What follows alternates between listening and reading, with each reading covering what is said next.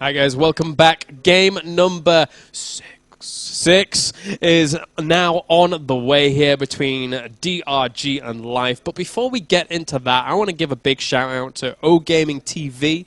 They've been behind all the production and the crew, the guys here, doing a phenomenal job of this tournament. And it's been an absolute pleasure to be here working alongside them. It's so clean. Everything about this production is just exquisitely clean. Every little transition looks so good. All the entertainment is just completely unheard of. The Wolf's level it's weird been couch. Wolf's weird couch was certainly amazing. Thank you, Wolf. But of course, the most exciting thing about this event. Oh God. Most exciting thing about the event is the transition. Yeah, show it in slow motion if you could. Yeah, I can't. There's the fist that rips it off. Let's transition back to us. Excellent, very good. So. I don't even know where you get that from. Dude, whoever animated that transition deserves a frickin' medal. That's awesome. Me too. You know, so good. What's astounding to me is that Zerg vs. Zerg, that even maybe 6-7 months ago, not that long ago, was considered stale and stagnant and dry. Yep. And it's been getting better and better and better. And this tournament has been just the highest caliber of entertainment level Zerg vs. Zergs in a long time. Yeah, it's been really good. There's been a lot of diversity. There's just been back and forth games constantly. A lot of high octane aggression in terms of the Ling Baneling that can always be very entertaining. From the Baneling connections to the high swerve dodges, and there's a lot in ZVZ that I really enjoy. And what's so cool about it is that not only is it varying play in a lot of different situations, but it's players chipping their way back, and then the other player chips his way back. Often in a matchup like Zerg vs. Zerg, you'll see blunders are what cause the back and forthedness. Yeah. And most of the time there won't even really be those. It'll be just even, everyone's waiting, and one player wins with a big attack. Or the blunders, you lose 40 Zerglings to a single Baneling. It's like, I guess I'll try next game. But here, I mean, it's amazing to watch Life and DRG constantly work their way through big army movements constantly. And the next map is Grand Lagoon, which has so many winding, crazy paths. It's one of the less common played maps. How are your thoughts on ZVZ on this map? I can't recall too much ZVZ watching on this map whatsoever.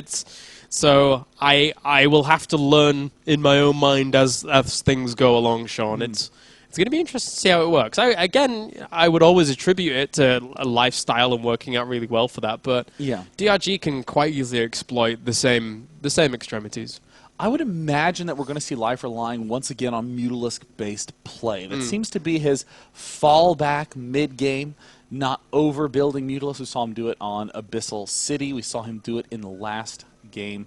And now here with this starting up, it's still match point for DRG. If DRG wins this, he will be the Iron Squid 2 Grand Champion. Life, who was down 0-3 and now 0-1, is down 1-3 and then 2-3. Now here, he still is one game away from elimination. Even if he wins, he just goes to a deciding Game 7. How clutch can he be?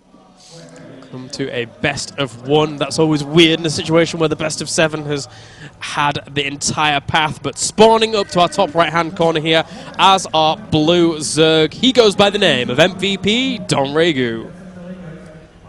And down in the bottom left, one of the most beautiful examples of someone who is where he is because of his ability to be clutch under pressure. It is Star Tails Life. With that, we'll have to see what he's going to opt to do early on. Will he go above 100 minerals? No, he will not. So it's not going to be a 10 pull to kick things off for him. You know, I honestly expect that what we'll see is Dong Regu early expanding, playing not attack heavy, and going straight for Roach and Fester. Same thing on Life's front. I'm pretty sure we'll just see him go expand, straight into Mutiling, no aggression. This is a map that's uncommonly played. The aggression moves you only really do when you're quite comfortable with the exact layout of the natural defense, and you really get how to approach that situation. But when you don't, you just say, nah, let's go mid-game. Yeah, I think that this map can sometimes, now that I'm looking at it, be a little bit difficult for some Zergs to Well, I mean, we actually speak about it a lot in Zerg versus Protoss, where Protoss has a hard time really establishing third bases against the Zerg. But in ZVZ, it really would hold a similar vein to something like Abyssal City, where the third and the fourth base are relatively spread out from one another. So as such, going into that big mid-game play is a bit harder because of the mobility that Zerg just encompasses all around the map and trying to deal with the defensive locations at those spots. Well, there's Life already going for gas pool, essentially stapling a big fat sign to his head that says, "I love Ling Speed." A sign that's been stapled there many times before. But we did see Life open this way on Whirlwind and swiftly go for the layer, a 4-minute, 40-second layer. So here, DRG getting up his gas as well. Could be a repeat of Whirlwind. Could be as for now. DRG has been spotted in terms of his expansion. Meanwhile, Life's expansion has been spotted as well. Not too many big deviations here in that regard. And we'll spot the spawning pool timing as well. So, not too crazy at this point. Double queen on the way for Life, and just a single queen on the way for DRG until that expansion finishes up. Yeah, and DRG seeing the wiggly pool, which of course denotes that Speed is being researched, or he's against a hacker who has a hive already and wants those adrenal glands. Wiggly, wiggly. And, well, I wonder how he's really going to play this out. I'm curious to see what DRG is going to do on this map. I would love to see one player just go full-on Zergling aggression once again. I think that the natural can be pretty easy to actually breach on this map with a lot of Zergling aggression. There's a lot of space to run around in back, etc., etc. Life getting Roach is... Oh my gosh, this is looking really similar to what we saw Nesty do against DRG when they were playing that game on Antigua Shipyard. DRG going for the Baneling Nest again. I'm pretty sure, given DRG's patterns, he's just going to go for a normal defense, then layer, and then into Roach Infester. But Life, again, just doing all the meta game plays. With his early Zergling speed, he can shove back the Zerglings of DRG. He can force a little bit more defensiveness out of DRG. Then with his follow-up Roach timing, he can do the same expand. There's still only one Gas Geyser. And behind this, DRG just making a ton of Lings as well. So he might be getting aggressive with Ling and Bane, but I'm not a massive fan of that against just this super quick transition to Roaches. If the Roaches find themselves good position, ooh, denying the scout. Ooh. But seeing a lot of Lings. That's still some very, very useful information for Life. If you're in Life's shoes, you think, all right, cool, I'm more than happy to build a couple of extra Roaches. Because now I know what sort of defense I'm going to need. DRG spots the Roaches. Well, it's not really spot. Life just sort of went, hey, I'm going Roaches. See, look at my front. Yeah, that was kind of odd, but yep, whatever. As for now, still a ton of Roaches in production here for Life, as well as that Spine Crawler going down. He knows that there's some Ling aggression on the way. He wants to deal with that effectively, and Roaches, for the most part, can do so indeed. Wait, did Life cancel the layer in his main? Oh, he did. He's only just now restarting it. Whoops. I think Life could have been in okay shape, but Life, again, King Clutch, letting a little slip up, bring him down all of a sudden now. Queen in the main base is going to go down, and now Life is hoping, can I keep all these Lings in my main base and get a few extra kills? And the answer looks like, yeah. The answer is meh. Right now, Life is looking quite bad. In that unit station, we see that Life is at 39 drones. He kind of needs to be ahead on drones right now. Yeah. Getting the Queen and the intel is also, like, you know, so big in terms of, well, oh, you have your lair started, better start mine as well. I don't want to be behind at all. And double Evolution Chamber now going down here for DRG to get things going. Also, you just have the one Evo Chamber going here for everybody else. There we go. So, for now, just getting everything going, and yeah, Leia finishing up here of DRG. Well, Life does have that ever so infamous supply lead, but we have seen this series is one in which supply lead is the most meaningless. 10 Roaches is nothing. Life doing the smart move, though. If I have these units and I'm not making use of attacking with them, I may as well make use defending with them. Keeping units that you're already finished natural expansion, is not using them for defense. Sending them out to that third, though, certainly falls under that category. Life looking good, but Dongregu, it's time for him to catch up. Dongregu with the 1-1 ups. This is definitely a timing attack from DRG. I'm not a massive fan of the Infestation Pit positioning there from Life, as he positions it right on the extremity of his natural. But DRG here just cranking out a ton of roaches. As you said, that can be a very, very scary timing if he wants to go for it, breaking down those rocks, opening up possibilities, going for the third as well. How many roaches do we have out for each player? 19 roaches right now for Life to the 13 of DRG. But most importantly, the speed upgrade is going to be finished earlier for Life. Uh-oh. Oh, no. DRG thinks, oh, yeah, I got him right where I want him. We're going to get an even trade. And then a little bit of rearrangement happened, and then the speed finishes. There's about to be about 3 or 4 extra roaches lost for DRG. Life playing this out perfect, pushing back as best he can. But suddenly the tides are about to turn. After this roach battle, 1-1 will be done, and DRG will begin his timing push. He just needs to reinforce even more here, and with that smaller reinforcement path, should be able to push this back effectively. Indeed, he will do for now. So not too bad a position there for DRG. But you're right. I mean, like, he doesn't have an the infestors are going to pop out before the pathogen glands are done. Oh, no! Again, a huge mistake. This is going to cost Life the game, possibly. Here comes DRG with the 1-1 timing push in that roach counting station. It's 21 for DRG to the 14. Oh my gosh, Life, where are those infestors? And now we see the spine crawler just barely getting there in time to get burrowed. But DRG has the concave, he has the unit edge, and he has the upgrade lead. Oh, thankfully for him, it was only just one of the infestors. The other two do come out here with 2 fungal growths, so they lock down a few of those roaches, pushing them back with the roach support as well. Life is in all right position for now, but DRG, he needs his infestation pit tech. This is getting a little bit out of hand. He can't constantly go roaches forever and make this work, because Life is eventually going to have a lot of infestors. Now we see it's still even in that worker count. Only just now is DRG getting a little bit of an edge. Couple more roaches try to step on in. Brilliant play right now by Life, getting up that Overseer, covering his bases against any of those possible attacks. Life is really starting to stabilize and is even getting the geysers up at his third base. Chasing him down, doing a good job of it as well, pushing his opponent away from his base is exactly what he wants to do. Even if he takes engagements in the middle of the map, Life doesn't care. As long as it's nowhere near his side of the map, he's happy. And, you know, well, if he gets if DRG gets 2-2 before we see 2-0 out for Life, I have to feel for Life. He's going to be in a really bad spot here. That 2+2 carapace in comparison to 0 makes a big difference. The good old beach balls getting thrown out to pick off those overlords. 2 will kill off an overlord in time. On the left side, it looks like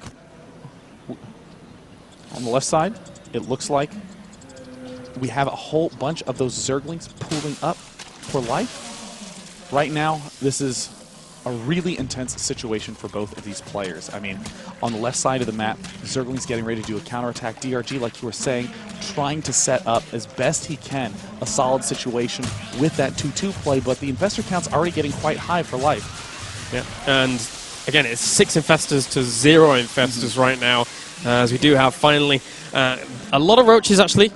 It's pinning down a lot of the Zerglings that were retained early on for Life, so he tried to send those to the third base to do some damage, but DRG shut it down pretty well at that point. Right now, this is looking very precarious for DRG. He's behind on supply. He's behind on infestors.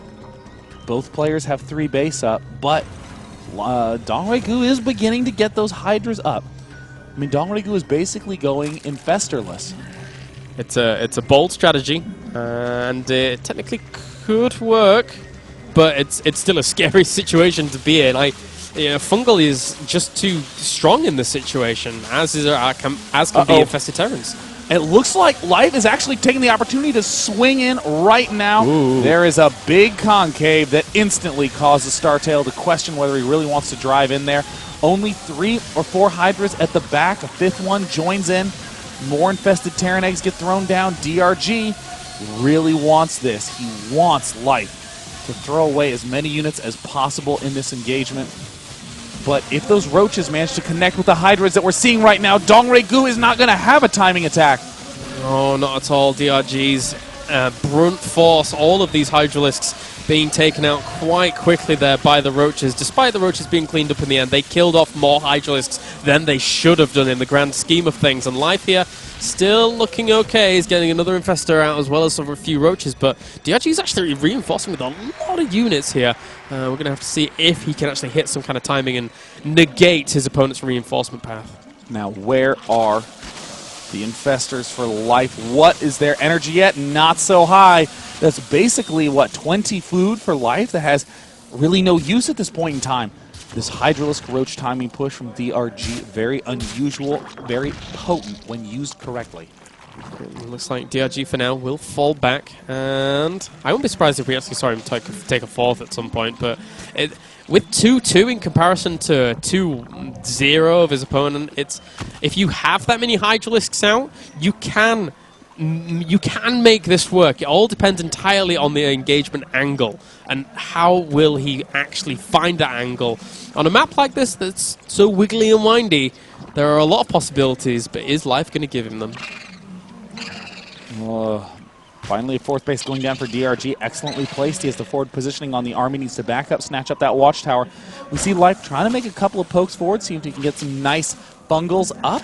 This is also a good way to pull out extra units and get free pickoffs like that. 8 Hydras now en route for Life, who's getting his own range upgrade. DRG is starting to run low on options. In DRG's shoes, you basically say, you know what? Let's get the rest of these units together. Let's get maxed. And we see those little blue dots on the mini-map rejoining that big blue blob outside DRG's front. This is going to be the big engagement that DRG hopes will win him the game. Taking a fourth behind it, but realistically, this army, he can't continue to go for these trades against Infestors. He's going to come in from both sides. He's swinging in, and immediately Life identifies that the right flank is weak and gets a big concave, sending the rest of his Infestors to the left to fungal growth. Life starts cleaning up the Hydras at the top right, following it with all of his Roaches. What an engagement from Life! And even up at the third expansion, Life has a couple of Roaches engaging in battle. This is an excellent response from Life, and Life may very well have set himself up to tie the series 3-3. He may have done indeed. There were such great choices there in terms of killing off a ton of those units and really placing those fungals in the right spots against a massive concave from an opponent. Such crucial decision making in that. And right now, Life still plowing forwards. He had Roaches up to the north, Roaches on towards the fourth base, just trying to stretch DRG thin wherever he can. This is crazy. I mean, Life looked at that engagement, identified the right flank as having more Hydras and less Roaches, and he drilled towards that side, used his Infestors to delay the left flank, throwing fungals there, and that way he was able to clean up all the Hydras of DRG so swiftly. The biggest strong point of Dongregoo thrown away in seconds. The instant those Roaches from Life were able to get to the front lines, and now Life has the opportunity to get Hydralisks of his own and then mount a massive assault on that right expansion. And these 6 Infestors that Dongregoo has on the way right now are his first Infestors. It's so difficult to start trading against an army like Life's when you don't have Infestors to begin with. You're not as cost effective across the entire time of it. The longer the Infestors are alive and the more energy they expend, the more cost effective they are being. And Life has had so much more time with his Infestors. But with all that said, Dongregoo still did yield an earlier fourth base. Life doing long-range mining at the bottom left expo. Life has a lot riding on this attack. He's defended nearly perfectly up to this point, but hasn't had the time to secure additional bases, and here he is getting ready, poising to do an attack at the critical fourth base. Look at those fungals! Life is about to lose all his Infestors! Oh, that's so big. He expends all the energy, but they all go down. Fantastic chain fungal there from DRG. Does he have enough units to actually retain this location, though? There's also a lot of Hydralisks barreling down on the location. The Spine Crawler's helping out considerably, but I just don't think he has enough. It's an all-or-nothing attack from Startail Life. No fourth in sight. Long-range mining. Roach Infestor reinforcing, but it looks like Life may have broken it. Oh, there was 1 or 2 fungals on this Hydralisk. If you can land with just 1 or 2 more, then that would be crucial here. But I don't think he's going to get it. He just doesn't have the units. He has a lot of Roaches coming along. Can they deal with the Hydras? He can't. GG. Life ties it up. How How does this happen? Life on the verge of defeat at 0-3. Look at that face. He is trying his best to stay focused. He was so upset after that first loss. He left the booth the instant the GG showed up on screen. Games 2 and 3, not even longer than 7 minutes apiece. And then 3 games in a row. Life pulls it together with amazing play. And now we are going into a deciding Game 7 in the grand finals of the Iron Squid. Wow, what a finals. What a finals indeed. This is just I did not expect. There's so much in this tournament I did not expect. What's going on? Life. How does he do this? He's a machine. I mean, everyone would crack under the pressure that Life is under. He is trying to live up to his own reputation. He's up against Dongre Gu, considered to be the best Zerg in the world for so many months until Life snatched that away from him. And here Dongre Gu has been looking better than he has in so many months. And Life was able to go from 0-3 to 3-3. Final map loaded up on Antigua Shipyard. Don't go anywhere, because when we return, it is the conclusion of the Iron Squid Chapter 2.